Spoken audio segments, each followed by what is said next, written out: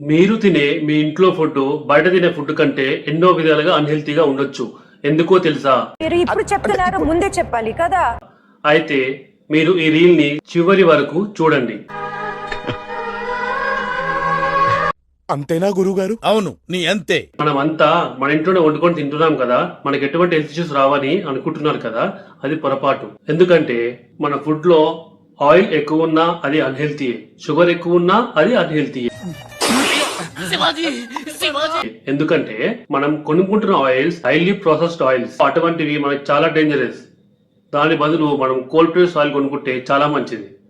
ఆ విషయం ముందే చెప్పాలరా, ప్రపంచం స్తంభించిన తర్వాత చెప్తున్నావేంట్రా?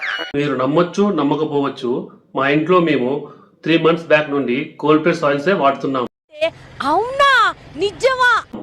దయచేసి మాక్సిమం కుదిరినంత వరకు మీరు కోల్డ్ ప్రెస్ ఆయిల్సే వాడండి. హైలీ ప్రాసెస్డ్ ఆయిల్స్ మాత్రం వాడకండి.